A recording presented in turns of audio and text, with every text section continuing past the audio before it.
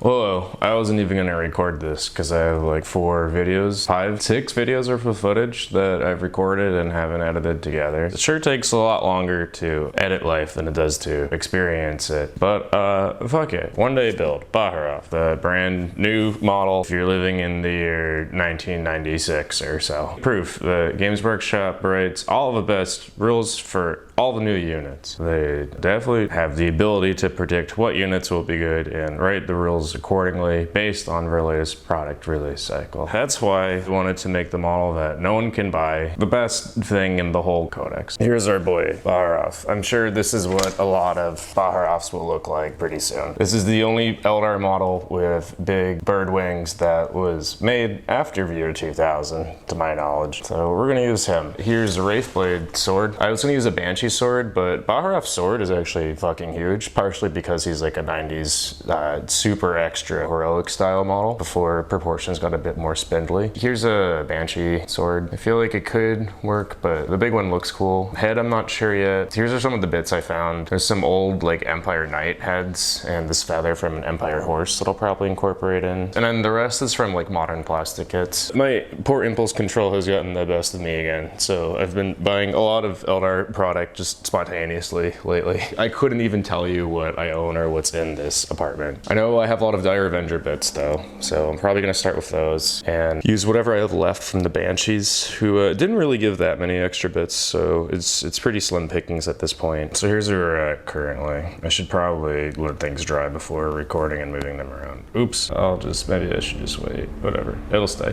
Here's where we're at currently. The head, I decided to go with, it's the back of one of the Dire Avenger heads. There's this one that's here, where the floofy mohawk thing is separate from the head. So it's easy to clip that, and I attached it to one of the spare Howling Banshee masks. And the top hair piece here is from this Empire horse. I don't know what a modern bit equivalent to this would be. I'm sure one exists somewhere in the range. I mean, they might still have this fucking horse head for all I know. I'm always like shocked at what bits exist in Sigmar still and which ones don't. The left hand is from a Howling Banshee pistol. Could probably use any of the plastic Exar Warrior kits. Sticking to all the heroic scale stuff I said from earlier, I wanted to try and use the Wraithblade hand. I might regret it later. I might regret it already. It is a giant fucking hand that feels disproportionate, but so are the actual Baharroth model's hands. And then next I'm gonna work on the gun conversion and fix up this area. Try and make that like top plume look a bit better.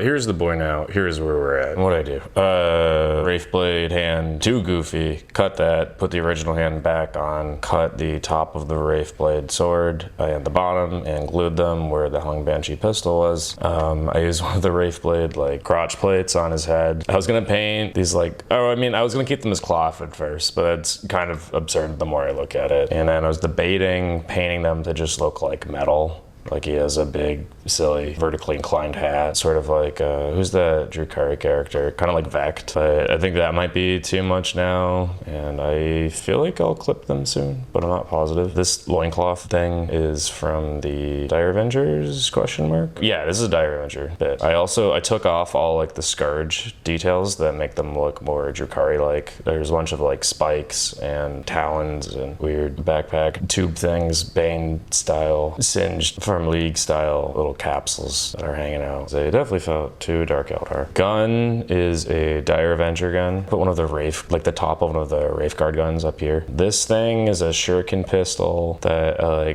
clipped the handle off of, glued there, and I clipped the top of the Dire Avenger gun, put it down here instead, and then made a little bridge to match, like Baharroth has like something that kind of looks like this underneath his gun, and I was just trying to go off of that as reference. There's like a Beastman bit back here. I figured out it was there. Next, I think I'm gonna work on the helmet a little bit and add some like finer details and see what little doodads I can put on here to make him feel more like a Phoenix Sword character, not just a normal Scourge with a big sword. So what did I do? I forget exactly where we left off last time. Maybe this should have been more incremental. I don't know, it's fine. Let's talk about the base. This is from the Wraith Lord, the little shrine thing that he comes with. Make him feel a little more Eldar-y. Earlier I was scared of him still feeling too much like a Drukhari model. The gun I think is the same as before. I added a Wraithguard loincloth crotchplate thing in the back because the Scourge butt looks kind of weird and flat and not flattering. Yeah, so I wanted to cover that up.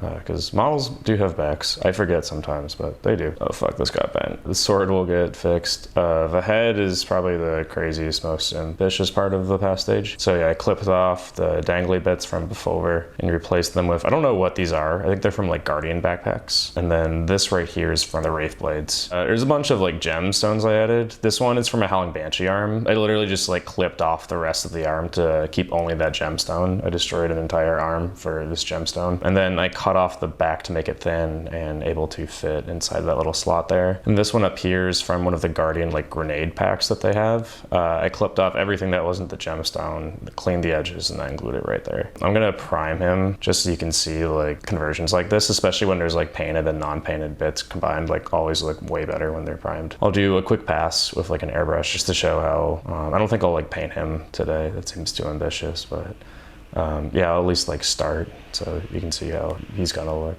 Do you ever sit down to paint and you think it's gonna be like an hour, and then you check your phone and it's 2 a.m. and there's a fully painted Baharroth in your hands? Well, it may or may not have happened to me. All I'm gonna say is it's 2 a.m. and there's a fully painted Baharroth in my hands. Let's see, can I remember what happened? How did we get here? I used Turbodork paints for the wings. Base coated black, used, I think it's, I can find it, pull it up. This guy right here, Cool Ranch by Turbodork. It's a great paint. I used that, mixed it with this color, also by Turbodork. Mother Load, spelled L-O-D-E. I don't know why. There's probably a very obvious pun there I'm missing. I'm not good or fond of puns.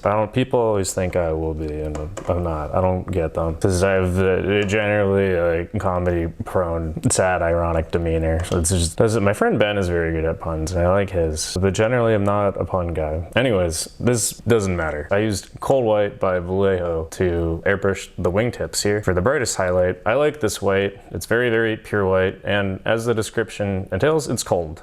Some whites, you get a little bit of warm in there. There's no warmth here, just cold. And then I think I used a little bit of this guy too, Verde, Azul Verde by, or yeah, blue green. I always call it by the first name, but that's just Spanish. This is blue green. Okay, yeah, it's blue green. Applied those one by one on top of each other to do the gradient, mixing a little bit along the way. I forget exactly the ratios now. I forgot this stuff exists. There's probably a much cheaper third-party substitute you can use, but I was at a GW store yesterday, so I bought it. Shout out to Oscar, who works at the Warhammer Monrovia Cafe, for reminding me that blending's a thing. I'm just so used to painting like rusted orc vehicles that I forget there's like all these techniques other people regularly use that are very, very useful. Blending with medium is one of them. That's good for Eldar. I like started using this stuff when he was basically already all the way painted.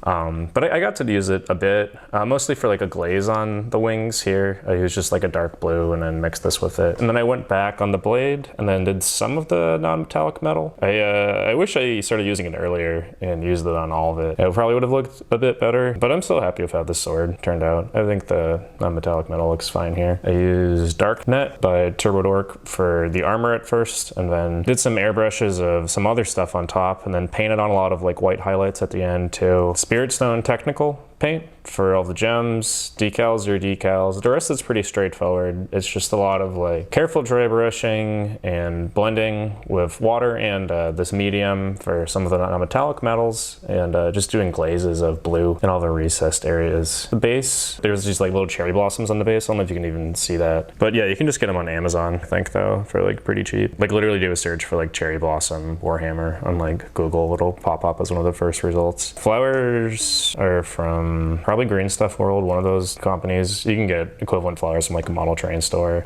Some classic static grass here on top, and then yeah, it was just vermin brown for the base with a dry brush of off-white. That's basically it. It's kind of like a fancier looking paint job, right? But there's nothing that crazy going on here. I can do a video on metallic metal if people want in the future. I'm down for that. I feel like I'm not particularly good at it, compared to some other like Golden Demon type people at least. But I'm happy to do a tutorial if anyone wants that. But I'm really happy with how this guy turned out, especially for just like a one-day project. If people like this like kind of short form way of me making videos, then I'll keep doing them. It certainly takes some of the pressure off trying to make a more refined, like high edited video. Thanks for coming by. If you want to subscribe if you're new, that would be very cool. I hope you like my Baharroth. Goodbye.